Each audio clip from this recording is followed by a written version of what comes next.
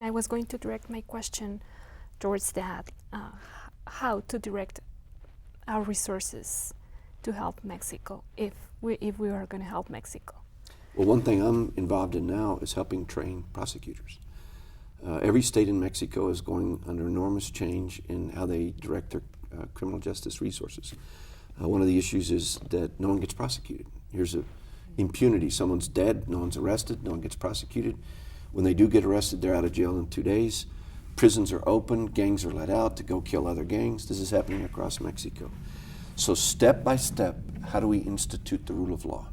And one of the things that I can work on, me as a person, I'm no longer in office, but I've gotten involved in it, is to go train prosecutors on how the rule of law works in a criminal justice case. How you bring a set of evidence, how you create a standard of guilt, how you get a conviction, and how you translate that into a punishment phase. That is a big step in the evolution of Mexico. That's happening today. There are hundreds of prosecutors being trained in the United States on how to do that. There are people from Medellin that we have worked to bring into Juarez to share the story of Medellin and how it's so important to put investment into schools, to put investment into clinics, so that the gangs don't run the streets and rule from hopelessness. There is no other rule. There is no other way. There's just me. And when that happens in parts of Juarez, the people say, you're right. You're running Juarez, not the civil authorities, and what are we supposed to do here?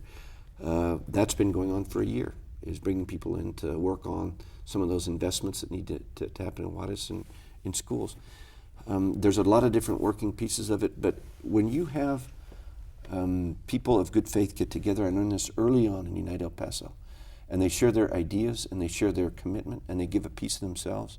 I call it tithing back to your community. Just give me 10% of your time and effort. Great things happen. Mm-hmm.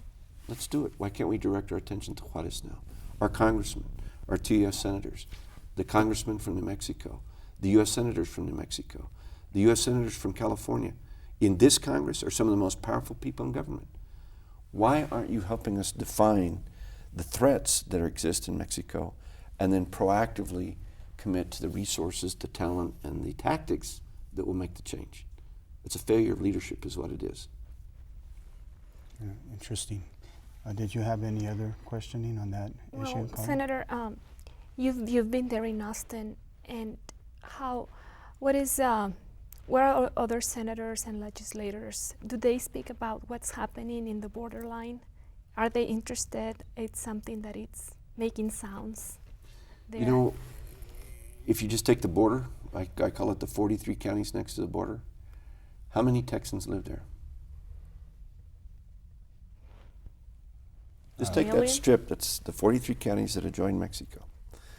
That is 70% or more Mexicano, Mexican American, Hispano. I don't know, like 10. 1 in 4 Texans are from those counties. And so the question now becomes, why is their political voice not stronger than it is today? Well, one is redistricting and the dismembering of districts and those voices. In my view, well, it was held illegal by the Supreme Court in 2003 when it was done. Another is the failure of many of our border elected officials to be more fierce about what should happen in the future. And then finally, the building of the coalitions that are articulating the kinds of change that people will respond to and be inspired by to go vote. And let's take a little responsibility here. If in our precincts 1 in 4 or 1 in 5 are going to vote, and if in the precincts north of Dallas 3 in 4 are going to vote, what do you think is going to happen? What's going to happen is that the prevailing view that will be impressed upon government in Texas will be that of those that are voting 3 and 4. Plano, Texas. That is the viewpoint that's running Texas today. And so, as my great friend and mentor and leader once said, this would be Bill Clinton, who's come here many times, elections matter. And we have to solve the challenge, one of the challenges of our day, which is how do we get Hispanos, Latinos, Mexicanos, Mexican Americans to go vote? To say that this issue can be solved in the electoral arena, that my vote counts. And so often, many people are right when they say their vote doesn't count because some of the issues they want us to work on, we haven't. And then how do we take what is a 28% voter turnout to 68% voter turnout? That's where the change is. And that's what's going to happen. For us to change these outcomes, we need to win elections. At the end of the day, that's what has to happen. You're watching an Arab Spring in parts of North Africa today, in parts of the Middle East, because people have been oppressed for 30 and 40 years are saying, I'm willing to risk my life to make changes in the way my government works. We can't get out to vote in the United States to make the changes that we need in the way our government works, particularly in Texas. We can't have a public education system that a mother can look and say, I'm honored that my son or daughter is in a class of 25 and getting great math education because we're paying you $50,000 a year after you've gotten your master's in calculus. Those are priorities. Those are choices that government makes by and large, is where do we put the resources to get the outcomes that we want to get?